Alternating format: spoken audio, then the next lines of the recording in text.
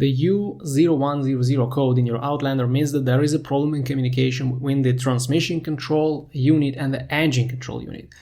But usually there is no physical damage or wiring problem. The issue is very often registered when the voltage in your battery sharply falls while you are cranking the engine. So the 12-volt battery may be quite weak, or it's just very cold outside and the battery needs to give a lot of its juice to start the engine. Once the engine is started, the check engine light and the U0100 code may still be hanging there, but the voltage is now okay since the alternator has already kicked in, so after driving for several minutes, the warning lights will most likely disappear. But the code may still be sitting in the memory of the ECU or TCU for quite a long time. Basically, charge your battery. This is the good first step. If the battery fails the load test or is just quite old, replace it with a new one. If the U0100 is still an active code, you may visually check the connectors on the ECU and transmission control unit, but sorting out any wiring problems or the issues with the modules themselves is not a DIY task. So at this point,